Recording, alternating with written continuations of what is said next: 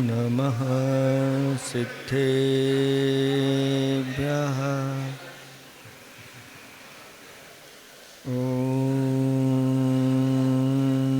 नमः सिद्धेभ्यः।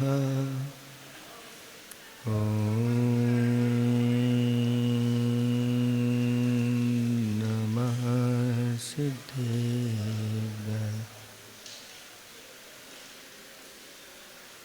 निर्मल जल सामने है जिनका, चंदन से है देव वचन। अक्षर समक्षत है श्रद्धा, सुमनो सा सुंदर है तन। नैवेद्य चरित्र जाने है दीपक, वसु विधि करते धूप दहन।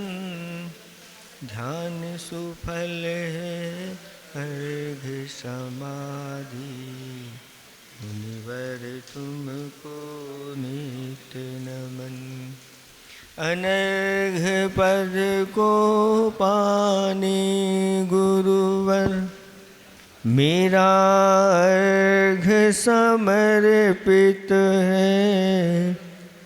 एक जीवन क्या सौ सौ जीवन, गुरुवर तुम्हें समर्पित। ऋषिवर तुम्हें समर्पित। देवादिदेव एक खजराट कैवल्य कमलापति श्री आदिनाथ भगवान की। देवादिदेव एक खजराट घाटोल के बड़े बाबा श्री वासुपूज्य भगवान की। देवादिदेव एक खजराट वर्तमान शासन नायक महावीर भगवान की। परम पूज्य 108 आचार्य प्रवर गुरुवर श्री विद्यासागर जी महामुनिराज की जय। 3 करोड़ करोड़ मुनिराजों की जय। बोलो परम पूज्य वात्सल्य मूर्ति 108 विमल सागर जी महाराज की। बोलो मुनि संघ की जय। धर्म स्नेही भव आत्माओं,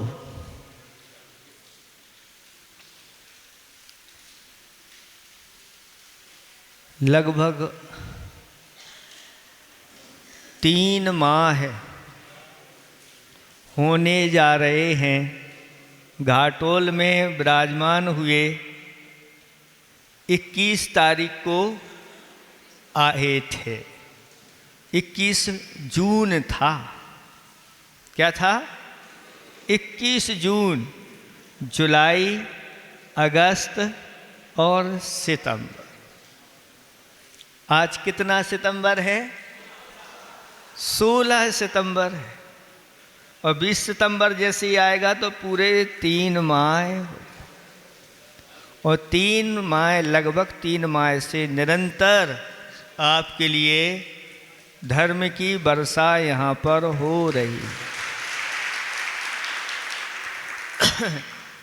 और धर्म रूपी जल की वर्षा नहीं हो रही, धर्मामृत की वर्षा हो रही। इसको अमृत कहा गया है। जिनेंद्र भगवान की वाणी कैसी है? अमृत के समान है। अभी सुबह युवाओं की जो क्लास चल रही थी तो किसी ने कहा कि समुद्र मंथन हुआ था। उस समुद्र मंथन में बहुत सारे वस्तुएं निकली थीं, अनेक रत्न निकले थे। लोक में ऐसी किंवदंती है, ये आगम की बात नहीं है, क्योंकि समुद्र का मंथन करना सबके बस की बात नहीं। और वो भी मेरू पर्वत को मथानी बना करके, और शेषनाग को रस्सी बना करके, और मथने वाले भी देवगण। ऐसा अगर करें तो फिर भी संभव है, लेकिन ऐसा कभी होता नहीं, क्योंकि जो वस्तुएं अचल होती हैं वो अचल ही रहती हैं। जैसे प्रश्नोत्तर रत्नमालिका में कहा था कि मेरू के समान अथवा कुलाचलों के समान अचल रहने वाले कौन हैं? तो सत्पुरुष। मेरू आदि कुलाचल पर्वत हमेशा अचल रहते हैं, इनको उखाड़ करके ले जाना शक्ति तो है, देवों के पास ऐसी शक्ति होती है कि पूरे के पूरे जम्बूद्वीप को भी उखाड़ दें, लेकिन कुलाचल पर्वत वही कहलाते हैं जो हमेशा अचल रहते हैं। और उसका मंथन किया गया तो उसमें एक अमृत निकला, ऐसा की वदंती है। और उस अमृत का पान किसने किया?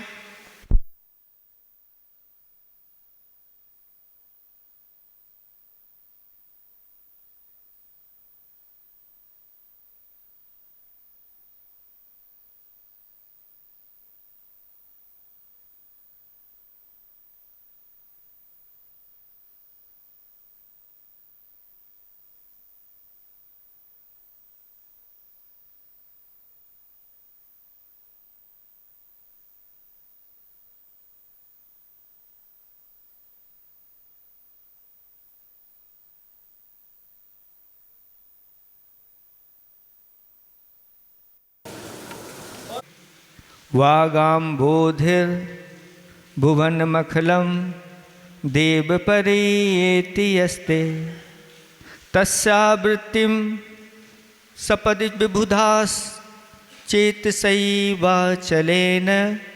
व्यातन्वृत्तः शुचिरमृतः सेवया तृप्नुवन्ति। हे जिनेन्द्र भगवान, आपका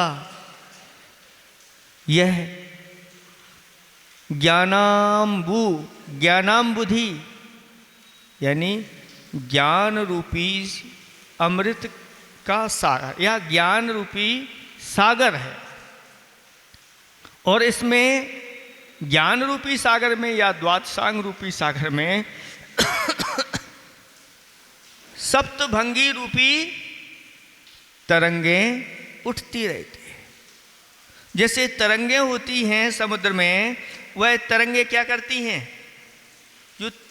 उस समुद्र में जितना कचरा होता है सबको, ऐसे ही संसार में मिथ्यात्व रूपी मल का जो कचरा होता है उसको ये तरंगें, कौन सी तरंगें? सप्तभंगी तरंगें, उसको दूर करती हुई यह जिनेन्द्र भगवान आपका यह आगम रूपी समुद्र पूरे के पूरे लोक में फैला हुआ है। जैसे समुद्र का विस्तार बहुत बड़ा होता है, ऐसे ही इस जैनागम का विस्तार भी बहुत बड़ा होता है। और विद्वान लोग जो होते हैं वह विद्वान अपने मन के द्वारा, मन रूपी वह मन एक क्या हो गया? पर्वत हो गया या मथानी हो गई मथने की, और उसको जब उसका मंथन करते हैं तो क्या प्राप्त करते हैं? अमृत की प्राप्ति होती है। अमृत पर से दो चीजें लेना, एक तो अमर यानी देव बन जाते हैं, और एक अमृतत्व यानी मोक्ष को प्राप्त कर लेते हैं। जो निरंतर जिनवाणी का अभ्यास करते हैं, जिनवाणी का अभ्यास करते हुए वह ऐसे अमृत को प्राप्त करते हैं कि आगे जाके उनके लिए देवपद मिलता है और देवों के लिए फिर किसी समुद्र का मंथन नहीं करना पड़ता। जो पूर्व में जैनागम का मंथन किया है उसके परिणाम स्वरूप उनके कंठ में ही ऐसी व्यवस्था होती है कि अमृत झर जाता है। और एक बार अमृत झरता है तो ऐसे तृप्त हो जाते हैं कि वर्षों तक वह तृप्त बने रहते हैं, अमर कहलाते हैं, यानी जल्दी नहीं मरते, चिरकाल तक अमृत का पान करते हुए जीते हैं। ऐसी महिमा बताई गई है। वह अमृत का पान आप लोग निरंतर करते चले जा रहे हैं और अमृत का पान करते हुए कल सभी ने परीक्षा दे करके और आनंद ले लिया। और बहुत सारे उस परीक्षा में बैठे और उन्होंने परीक्षा से सभी लोग क्या करते हैं, डरते हैं। डरते कि नहीं? उस परीक्षा में ये आया था कि लोग वैसे तो मृत्यु से डरते हैं, लेकिन यहाँ के लोग परीक्षा से डरते हैं। लेकिन बहुत सारे लोगों ने हिम्मत की और परीक्षा दी और सब पास भी और डरते रहे तो सब फेल हो जाते।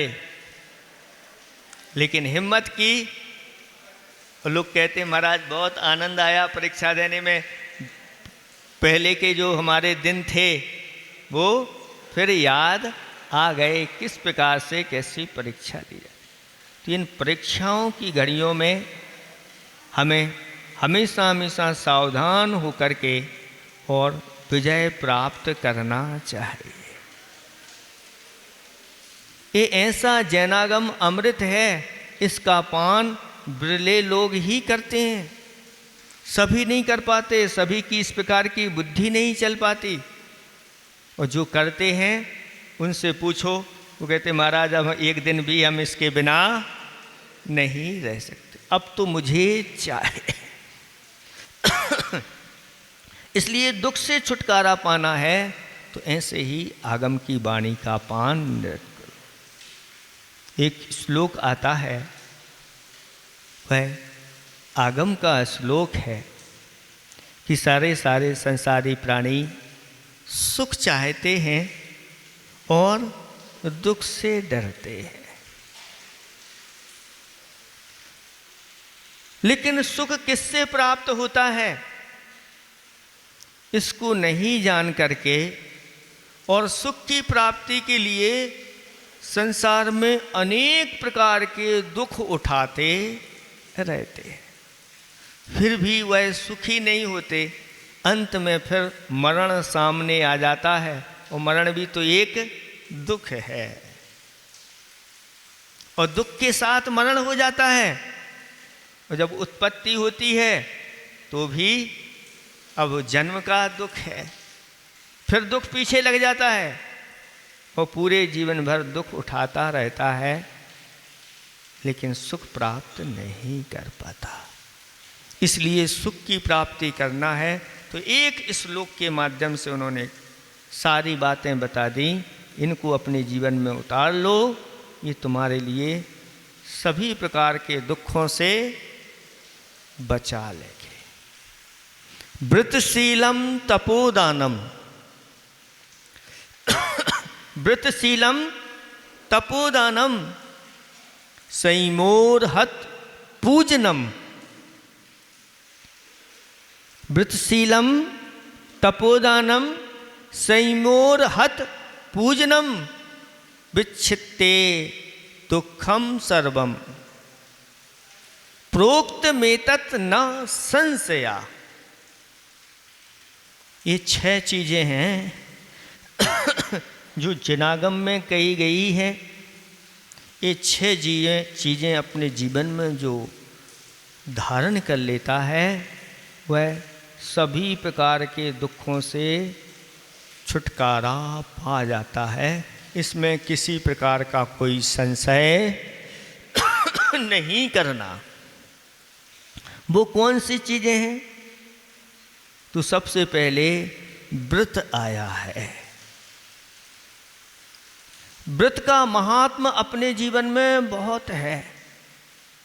आचार्य भगवान कहते हैं कि जिस प्रकार दुर्भिक्ष पड़ने पर दरिद्र जो व्यक्ति होता है, एक तो दरिद्र है और ऊपर से दुर्भिक्ष और पड़ गया।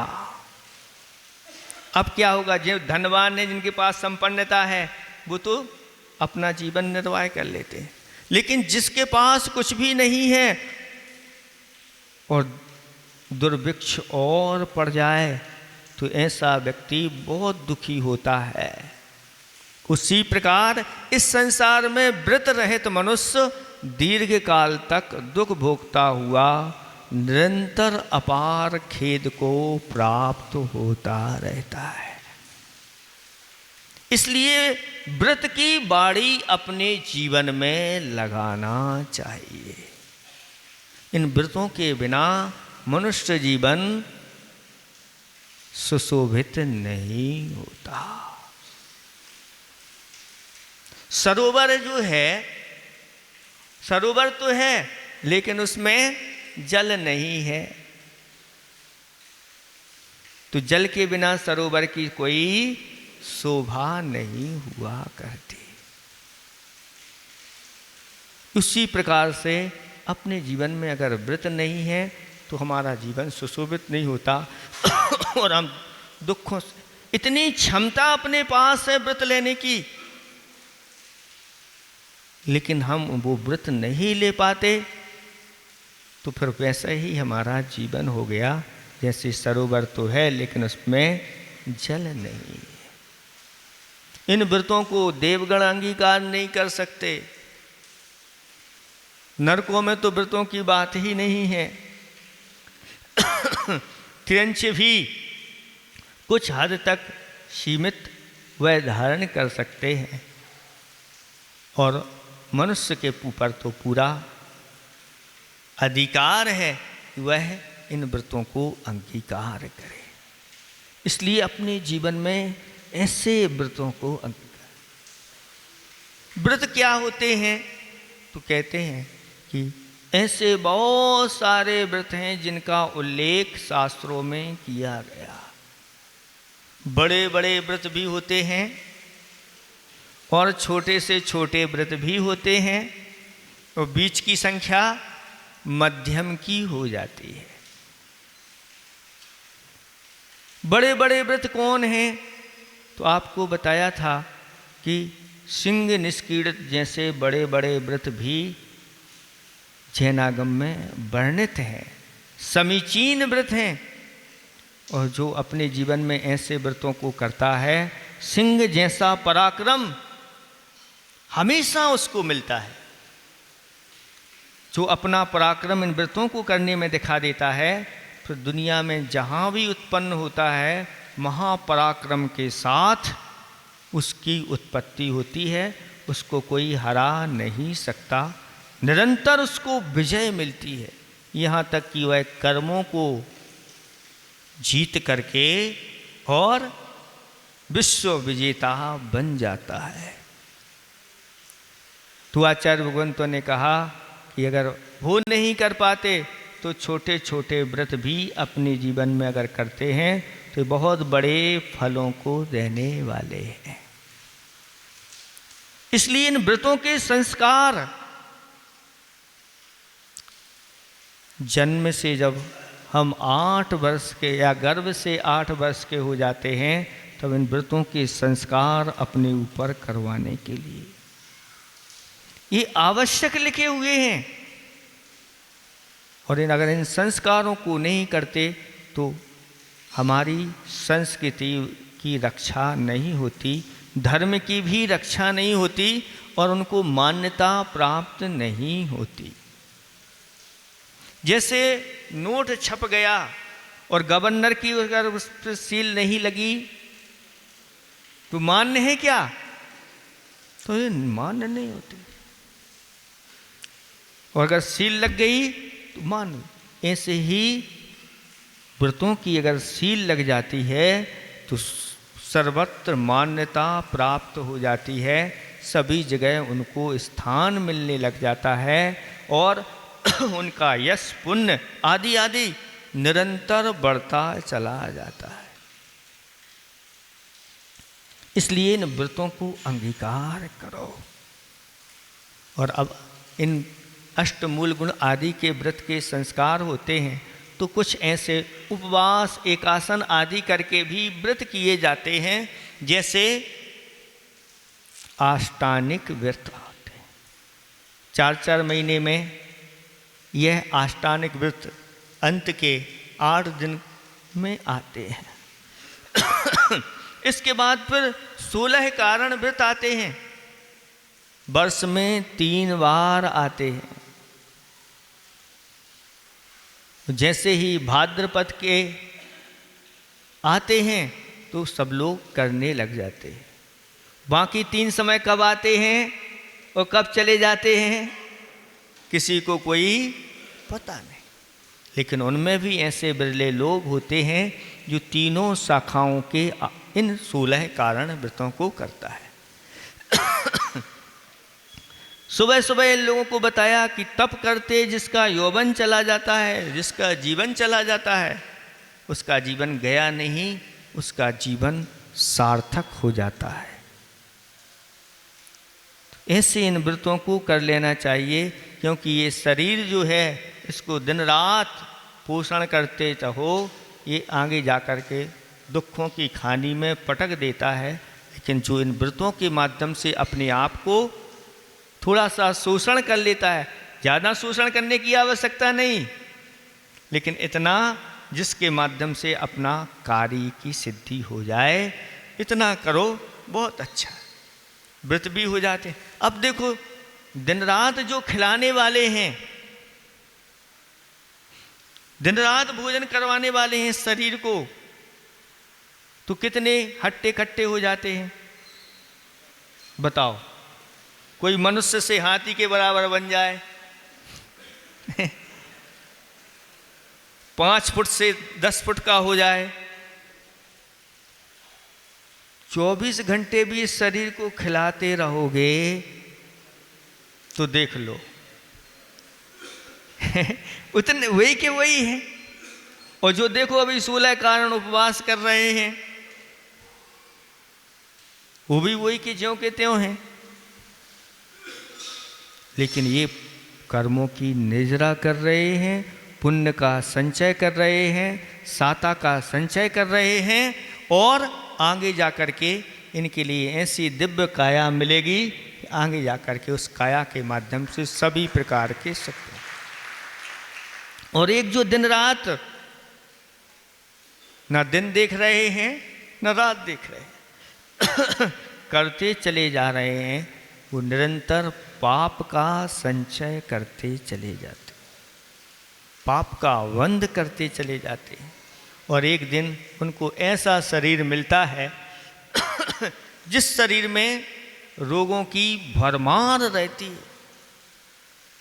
नरकों के नारकी के जो शरीर होते हैं उनमें ऐसे ही रोग भरे रहते हैं और कुछ खाने पीने को भी नहीं मिल रहा है।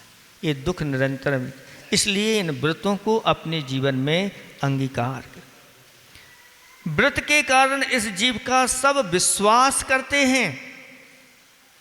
जो अपने जीवन में व्रत धारण कर लेता है, लोगों का भी उसके ऊपर विश्वास हो जाता है। व्रत और जो व्रत रहित मनुष्य होते हैं, सभी लोग उनके प्रति शंकित रहते हैं, इनका कोई भरोसा नहीं। वृत्ति फल सहित वृक्ष के समान है और आवृत्ति फल रहित बंध वृक्ष बंध्या जो होती है ना, ऐसा बंध वृक्ष के समान है जिस पर कोई फल वृक्ष की शोभा फल से होती है, और जिसमें फल नहीं लगते तो वहाँ पर उसकी शोभा नहीं होती। वृत्ति मनुष्य पर जन्म में इष्ट फल को प्राप्त होता है। इसलिए कहना पड़ता है कि इस जीव का व्रत से बढ़कर कोई भाई नहीं, और अव्रत से बढ़कर कोई शत्रु नहीं। इष्टोपदेश पढ़ रहे हैं, दोपहर में लोग आते हैं, उसमें एक श्लोक आता है और उस श्लोक में ये बताया गया, किसी ने प्रश्न किया कि आज वर्तमान में मोक्ष की प्राप्ति तो है नहीं, तो व्रत आदि करने की क्या आवश्यकता है? मोक्ष मिल रहा होता तो हम इस व्रत को करते। उसी के लिए उत्तर दिया गया और उन्होंने ये कहा, वरम वृतहि पदम दैवम न वितैर्वत नारकम छाया तपस्थयोर्भेदः पितिपाल यतोर महान।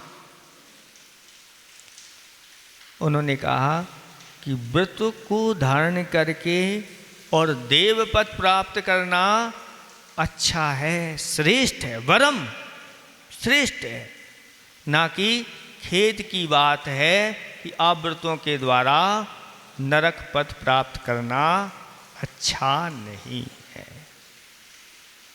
क्योंकि अव्रतों का फल तो दुख होता है और व्रतों का फल सुख होता है। दुख के सागर में पहुंच जाना अच्छा नहीं, खेद की बात है, लेकिन व्रतों को अंगीकार करके देवपद स्वर्ग पद आदि प्राप्त करना बहुत अच्छा है। उदाहरण दिया गया कि दो व्यक्ति हैं, ग्रीष्म काल है, तपों के दिन हैं और कहीं स्टेशन आदि पर जाकर के वह बस का इंतजार कर रहा है। एक तो बाहर खड़ा हुआ धूप में इंतजार कर रहा है और एक एसी में बैठ करके ऐसे रूम में वह आराम कर रहा है। और जैसे ही बस आएगी वो निकल करके बस में बैठ जाएगा।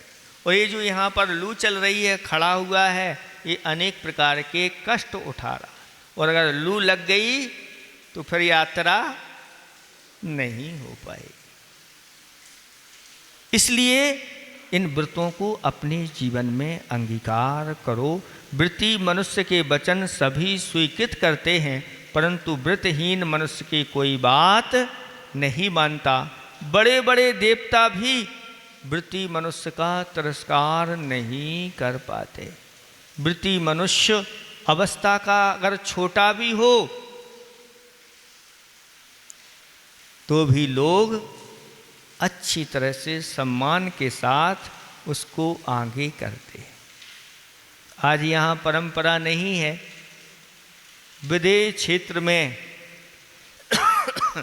8 वर्ष के हो गए और वह उस बालक के लिए सम्यक की प्राप्ति हो जाती है और वह अपनी बुद्धि लगा करके वैराग्य को धारण करके दीक्षा धारण कर लेता है। और अगर ध्यान लगा लिया और 8 वर्ष अंतर्मुहूर्त के बाद केवल ज्ञान की प्राप्ति हो गई। अब छोटे बालक हैं, लेकिन कैसे हैं? बालक नहीं, अब वो संयमी बन गए हैं, केवल ज्ञानी हो गए। अब ऐसे केवल ज्ञानी को बड़े बड़े उम्र के लोग धोख देते हैं, नमस्कार करते हैं।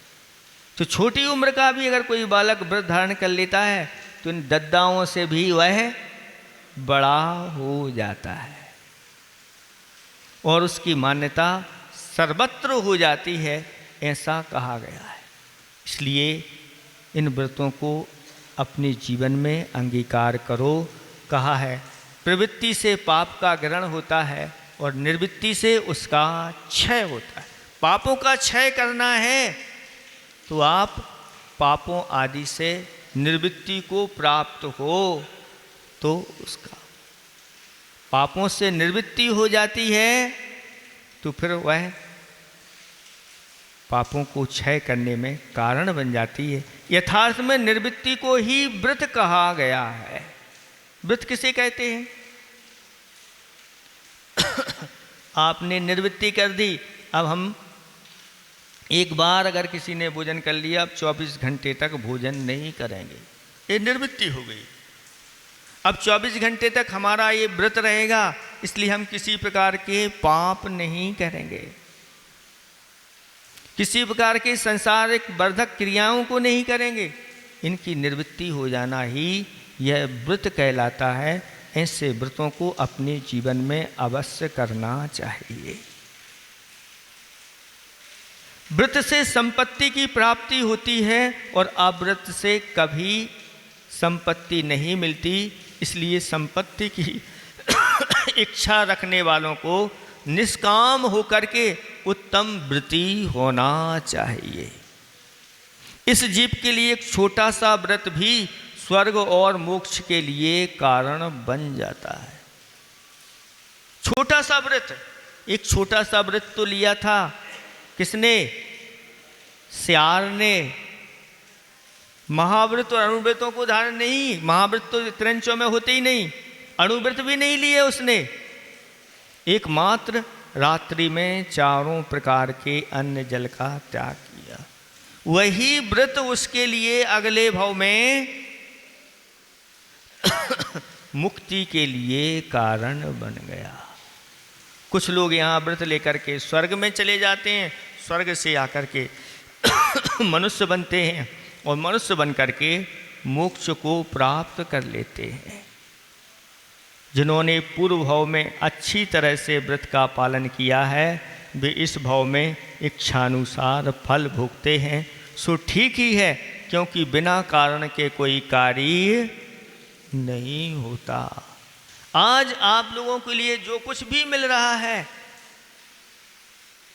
वो उसका पूर्व में कोई ना कोई कारण रहता है।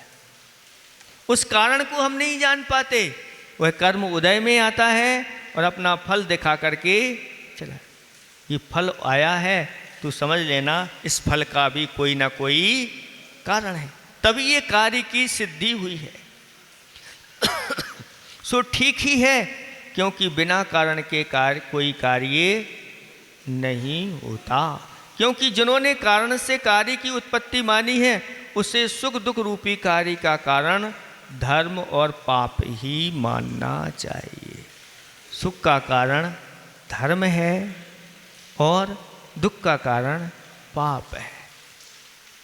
कुछ लोग धर्म करते हुए भी दुखी रहते हैं, तो ये धर्म का फल नहीं है। लोगों को विश्वास नहीं हो पाता, महाराज हम तो इतना कर रहे हैं, सब दान दे रहे हैं, व्रत कर रहे हैं, आदि आदि सब कर रहे हैं, फिर भी हमारे जीवन में दुख आ रहे हैं। ये दुख इसके दुख नहीं है, ये हमने जो पूर्व में किए हुए पाप कर्म हैं, वो पाप कर्म वर्तमान में उदय में आ रहे हैं। और इनका बहुत बड़ा दुख मिलना था, लेकिन अभी आप धर्म कर रहे हो, वह बहुत छोटे में निकल रहा है। नहीं तो कैसा वह उदय में आता, उसको हम सहन कर पाते या नहीं कर पाते। आज इतना तो है कि कम से कम धर्म कर रहे हैं, तो उस कर्म को भी हम सहन करते हुए आगे बढ़ते चले जा रहे हैं। जो इससे विपरीत मानते हैं, उन्हें विपरीत फल की ही प्राप्ति होती है। अगर कोई माने कि ये धर्म के फल से हमें दुख मिल रहा है, तो उनके लिए विपरीत फल ही मिलेगा। धर्म का वह सही सही फल नहीं पा पाएंगे। कुछ लोग पाप करके भी और अच्छे फूल रहे हैं, और वो माने कि ये मुझे तो ये इस पाप का फल ही ये सब दे रहा है।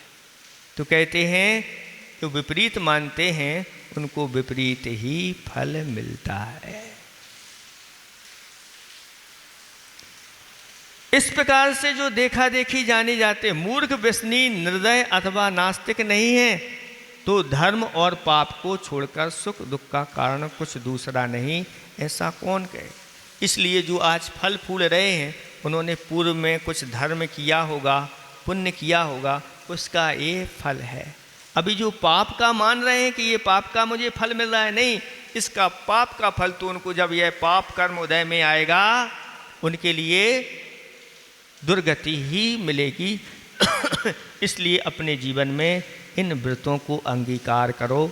आप अगर सभी दुखों से छूटना चाह रहे हो, तो यही सही उपाय है।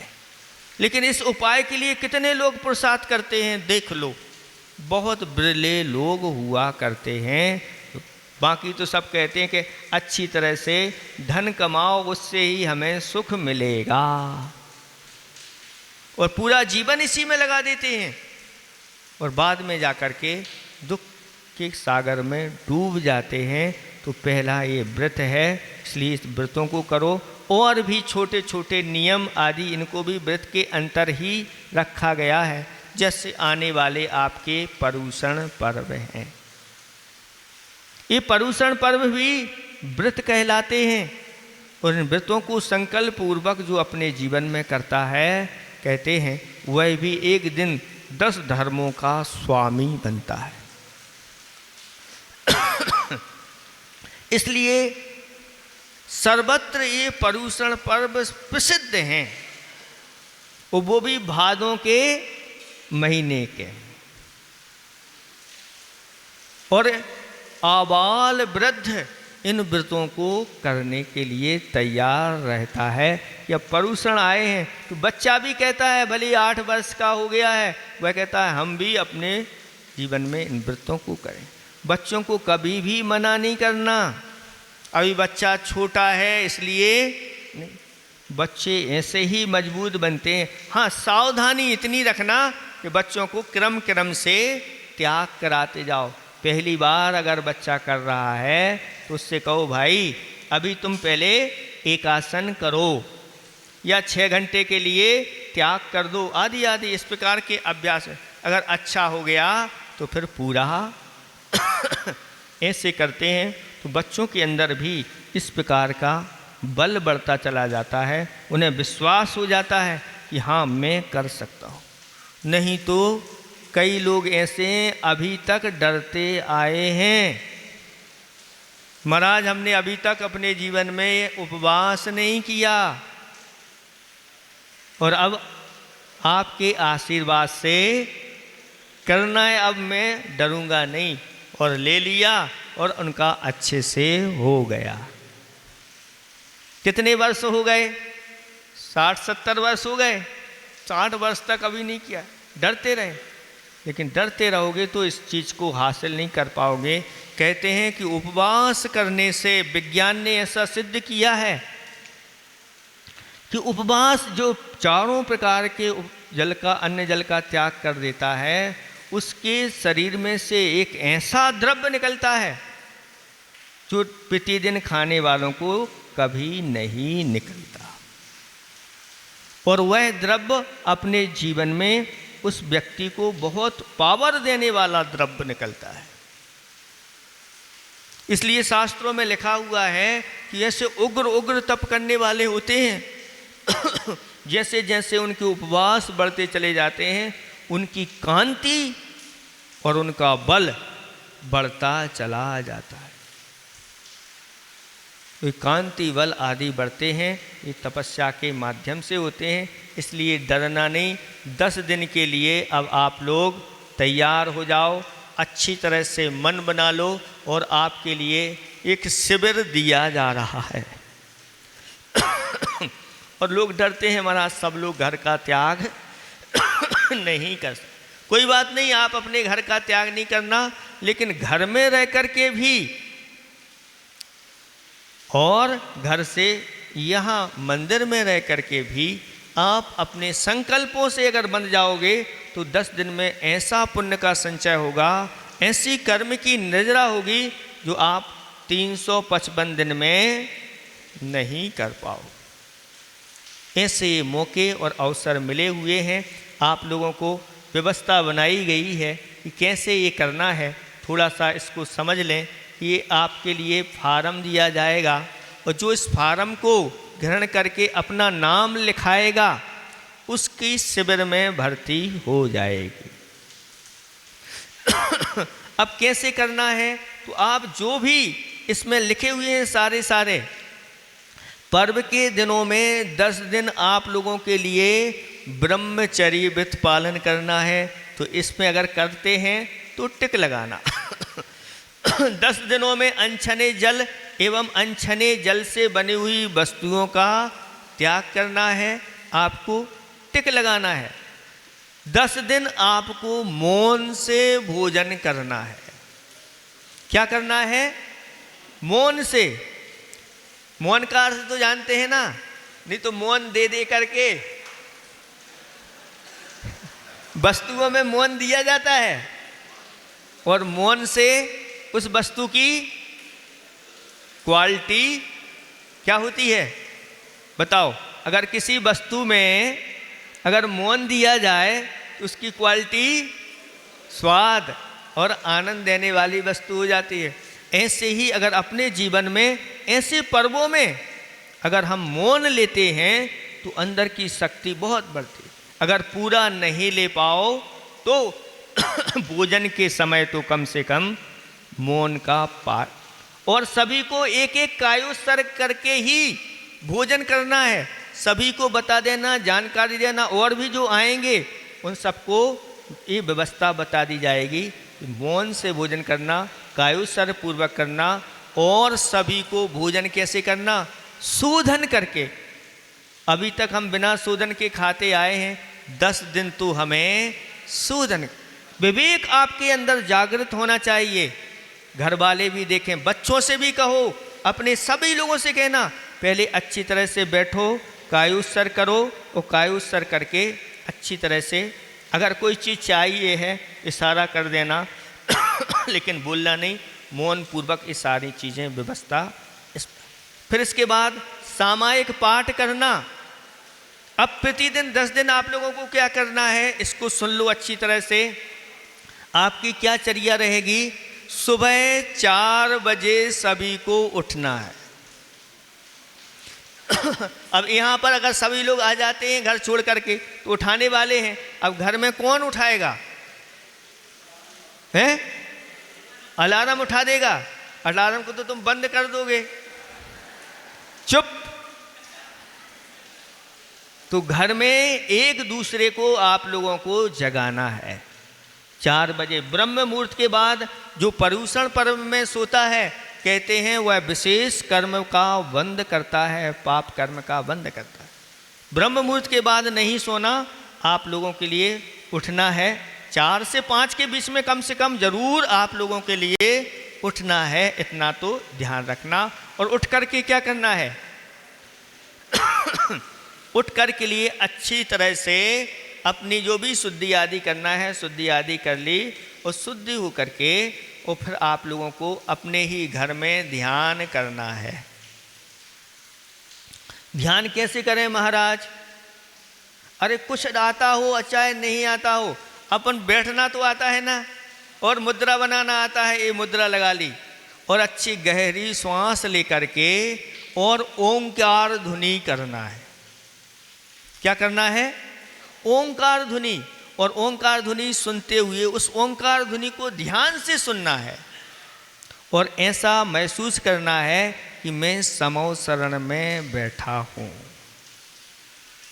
और भगवान की दिव्य ध्वनि ओंकारमयी खिर रही है, और उसमें द्वादशांग का वर्णन हो रहा है, और मैं उसका पान कर रहा हूँ। आप करो अच्छी गहरी श्वास लेकर के। आप आधा घंटे तक भी कर सकते हो, कोई मना नहीं, जितनी देर अच्छा लगे आप उसको करिए। और प्रतिदिन आपके लिए एक माला सुबह, एक माला दोपहर में, और एक माला शाम को। किसकी करना है? 10 लक्षण धर्म की माला करना। जिस दिन जो धर्म होगा उस धर्म की माला करना है। और नमोकार मंत्र की माला तो अनिवार्य है ही सभी लोगों के लिए, तो एक माला वो करना है। और लोगों की जिनकी भावना हो तो और मालाएं भी कर सकते हैं। इन मालाओं को प्रतिदिन आपको करना है। इसी प्रकार से सुबह का हो जाएगा। दोपहर में भी आप लोग सामायिक करना चाहें तो दोपहर में भी आप माला फेर करके सामायिक कर सकते हैं। और शाम को भी यहाँ सामायिक, सामूहिक रूप से सामायिक आपकी होगी, वो भी आप इसमें शामिल करके कर सकते हैं। और प्रतिक्रमण भी शाम को होगा। ये प्रतिदिन का कार्य रहेगा।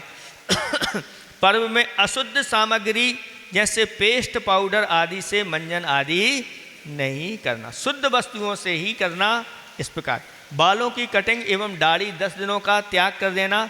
जो कुछ करना है उसके पहले ही फ्री हो जाना। पर्व में क्रीम पाउडर शैम्पू लिपस्टिक आदि का त्याग करना, शक्ति जिनकी है जरूर करना इसको। और निंदा अपशब्द लड़ाई आदि झगड़े का त्याग, इसमें आप कॉलम में भरना। अगर नहीं कर सको तो टिक लगा देना कि नहीं कर सकते, और कर सकते तो सही का टिक लगा देना। नित्य में अभिषेक पूजन करना, प्रतिदिन का ही नियम रहेगा शिवरात्रियों का। और 10 लक्षण पर्व में किए गए निर्जला उपवास कितने करेंगे, क्योंकि उपवास निर्जला ही माना जाता है। अगर आपने निर्जला किया है तो निर्जल लिखें, और आपने 10 दिन जल लेकर के लिए किया है तो जलोपवास लिखें। और अगर आपने दूध पानी लेकर के किया है तो उसको उपवास नहीं लिखें। उपवास कौन लिखें, जिनने चारों प्रकार के अन्न जल का त्याग किया, वो निर्जला उपवास। और अगर जल लेकर के कहते हैं तो जलोपवास। और अगर इसके अलावा आपने कुछ भी लिया है तो आप एक आसन के अंतर्गत ही आपकी वो सीमाएं आएंगी। हाँ, एक सभी प्रकार का भोजन कर रहा है उसकी अपेक्षा आप श्रेष्ठ माने जाएंगे। पर्व में एक बार आपने जो भी लिया है उसको आप इसमें भरें। पर्व के दिनों में रसीद के दिनों के अनुसार एक आसन व्रत आदि करना। शाम को कुछ भी नहीं लेना, उसी का व्रत माना जाएगा। जो शाम को ले रहे हैं वो अभी अभ्यास कर रहे हैं आगे व्रत करने का, ऐसा मानना। लेकिन जो शाम को कुछ नहीं ले रहा है, एक बार ही बैठ कर के ले रहा है, वह व्यक्ति ही एक आसन का पात्र है, व्रत का पात्र है। बाकी सब जो कर रहे हैं वो अभ्यास कर रहे हैं। जब उनका अभ्यास, अभी कुछ लोग ऐसे हैं 10 साल से अभ्यास चल रहा है। कितने साल से? अब भैया इसलिए पर्व में आ रहे हो, शिवरात्रि बन के आ रहे हो, और 2 बार भोजन चल रहा है, तो अभी का अभ्यास होता रहेगा क्या? अभ्यास नहीं, एक ही बार लेना। अब तो जहाँ 10 उपवास कर रहे हैं और यहाँ पर आप एक आसन नहीं कर रहे हो, हमारे व्रत चल रहे हैं दोनों टाइम लेके, तो ऐसी बातें भी आप लोगों को नहीं करना कि हमारे व्रत चल रहे हैं, दोनों टाइम चल रहा है और व्रत भी चल रहे हैं। पर्व के दिनों में नमोकार मंत्र की मालाएं तो बताई दी आपके लिए।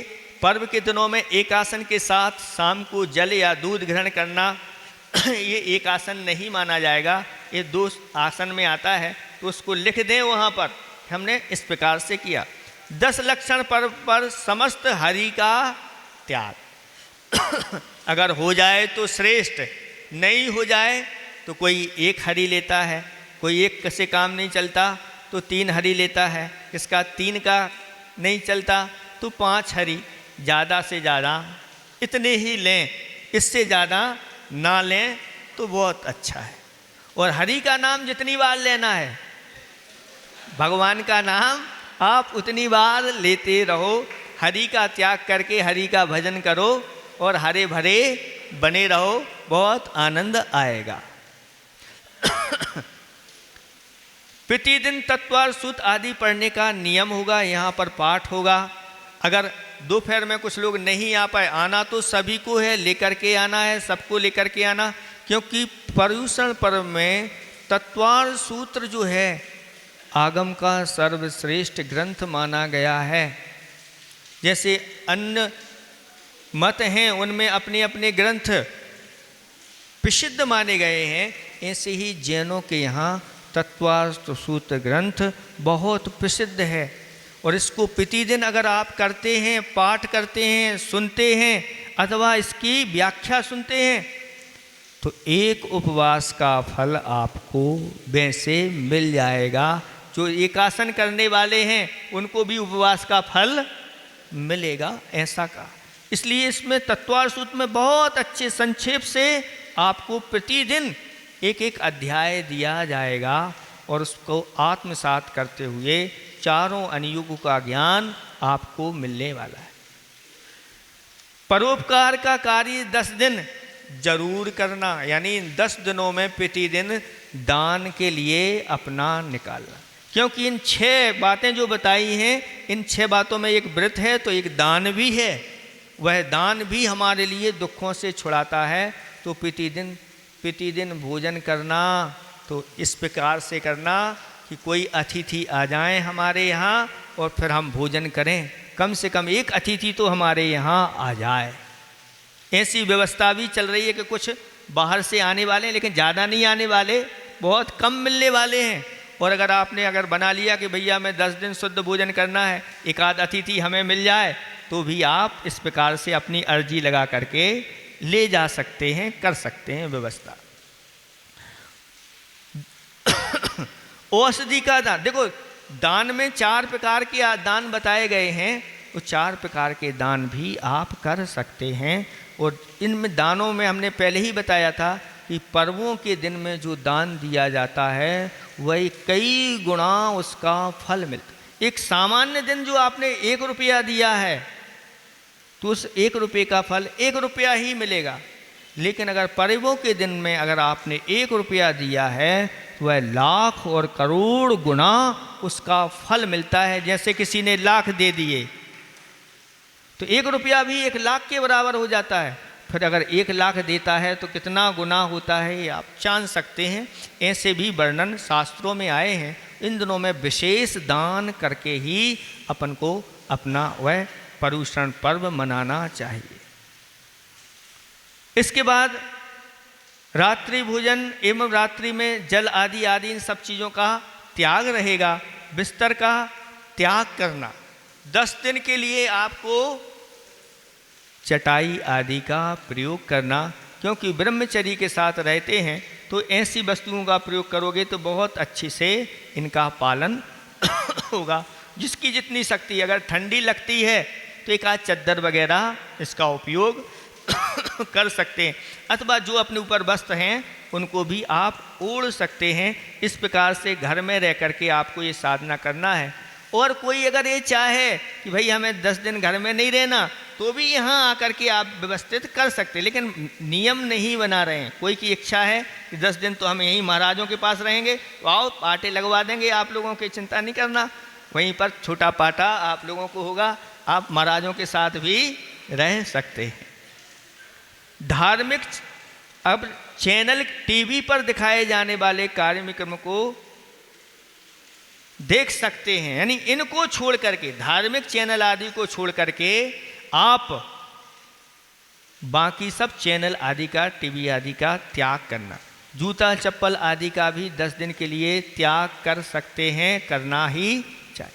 आपको हम बता दें, ऐसा भी एक व्यक्ति है, अखबार में उसका नाम आया था कि उसने 30 वर्षों से जूता चप्पल नहीं पहने। जैनेतर व्यक्ति, उससे पूछा क्यों भाई आप जूता चप्पल नहीं पहनते?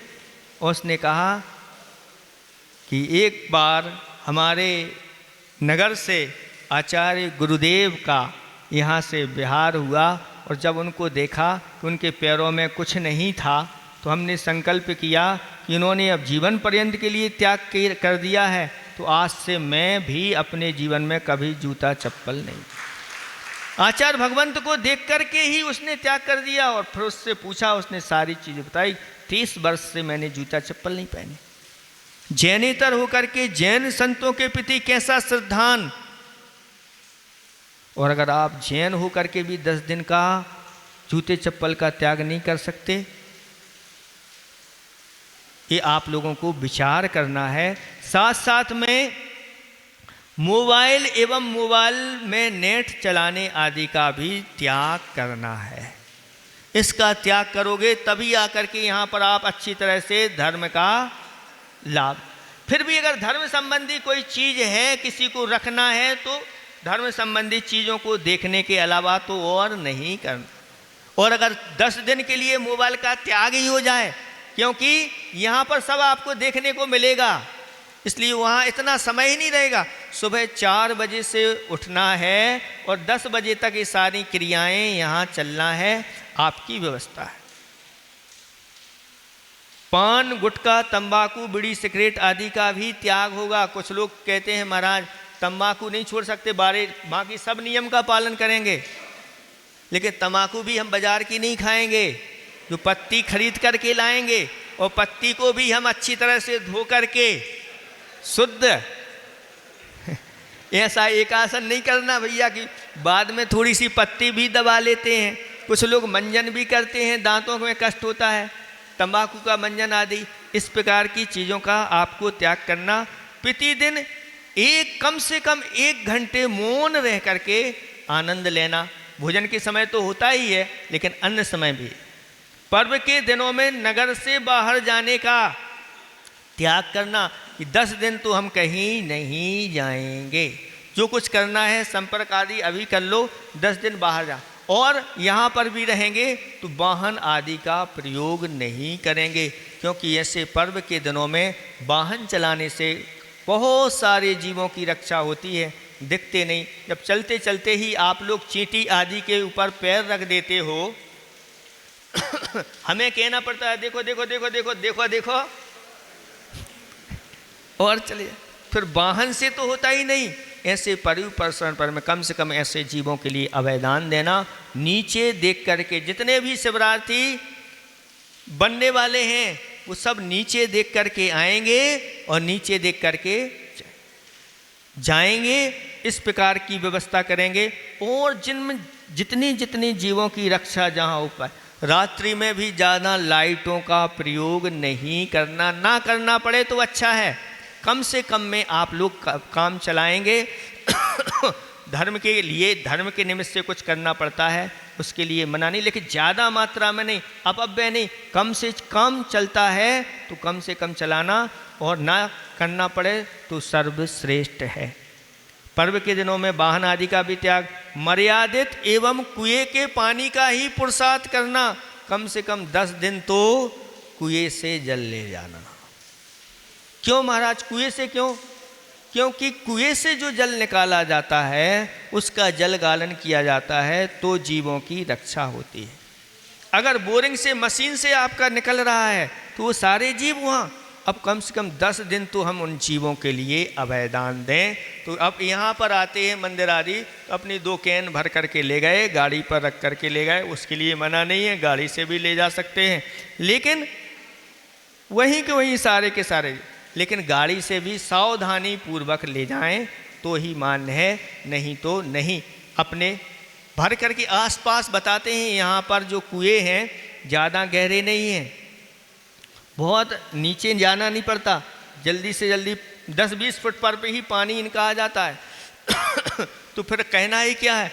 वासुपूज्य भगवान की कृपा है कि यहाँ पर तो पूरा का पूरा घाटोल भी वृत्ति बन जाए तो कोई अतिशय की बात नहीं है। बारिश का पानी आपने इकट्ठा कर लिया 10 दिन के लिए, मान्य है, आप ले सकते हैं, बहुत अच्छी व्यवस्था है आपकी। देखो पुण्य से पानी भी गिर रहा है 10 दिन का। जैसे जैसे आप लोग 10 दिन दाढ़ी नहीं बनवाते, बाल नहीं कटवाते, ऐसे ही 10 दिन के लिए भर के रख लो, पानी भरने की भी ज़रूरत नहीं पड़ेगी, सब व्यवस्था हो जाएगी।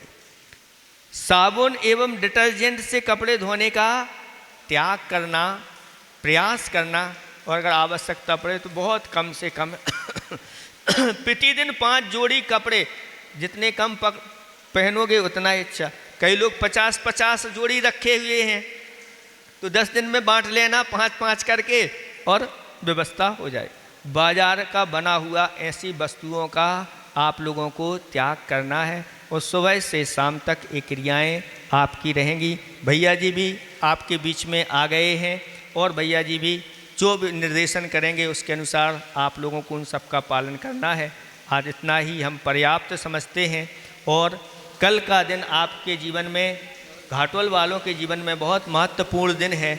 सुबह से आपके जो बच्चे हैं बड़े उत्साह के साथ जो जैनागम में कहे गए संस्कार हैं उन संस्कारों को सुबह से ग्रहण करेंगे, और आप सब लोग पूरा का पूरा घाटोल यहाँ पर सुबह से उपस्थित रहेगा। घाटोल क्या, घाटोल से बाहर आने वाले भी बहुत सारे बच्चे, हो सकता है घाटोल से ज़्यादा बाहर के भी बच्चे हो सकते हैं, नाम आ रहे हैं, सुनते हैं और वो भी संस्कार प्राप्त करेंगे। तो दोपहर में अनेक ग्रामों से युवा वर्ग और वहाँ के जो विशेष श्रीमान धीमान आदि आदि हैं सब आने वाले हैं। और कल यहाँ पर विशेष संकल्प आप लोगों ने तो पहले से तैयार सब मन बना लिया है कि रात्रि में शादी नहीं करेंगे, रात्रि में महाभोज आदि नहीं करेंगे। उस संकल्प को कल आपको सब पूरी सभा के साथ सभी महाराजों के सानिध्य में आप लोग संकल्पित होंगे और अपने जीवन को महान बनाएंगे। और इस सब को अपना प्रयास करना है कि एक सामूहिक रूप से ही इन सब कार्यों को करेंगे तो धर्म की बहुत बड़ी प्रभावना होगी। और यहाँ ही नहीं, बाहर भी आपकी प्रभावना पहुँचेगी और वहीं से सभी लोग अनुमोदना करेंगे। धन्य हैं ऐसे घाटोल वाले जिन्हें ऐसे मुनिराजों का सानिध्य मिल करके और उसका पूरा पूरा लाभ उठा रहे हैं। इतना ही हम पर्याप्त समझते हैं। समय आपका हो गया। इन 6 चीज़ों को, जिसमें सबसे पहले व्रत है, फिर दूसरे नंबर पर सील है और तीसरे नंबर पर दान है। व्रत सील है, तीसरे नंबर पर तप है, फिर दान है और फिर संयम है और फिर उसके बाद जिनेंद्र भगवान की पूजा है। ये 6 चीज़ें अपने जीवन में अगर आ जाती हैं तो दुखों को वह जड़ से समाप्त करने में कारण बनती हैं और व्यक्ति आगे जाकर के सभी प्रकार के सुखों को प्राप्त होता है। कल आपने जो पेपर दिए थे उसमें किन्हीं ने अपना नाम नहीं लिखा है, छूट गया है, वो बता देना किसका नाम छूट गया है ना। पेपर तो दिया लेकिन अब किसका है वो पेपर। और 2 पेपर ऐसे हैं जिनमें एक ही व्यक्ति ने 2 पेपर भर दिए हैं। अब देख लेना कौन ने 2 पेपर भरे हैं, या हो सकता है एक ही नाम वाले 2 हों, उनमें नाम लिखा हुआ है। ऐसे कौन पुरुषार्थी हैं कि एक साथ 2 पेपर दे दिए हैं, वो देख लो, बता देना, हमसे मिल लेना।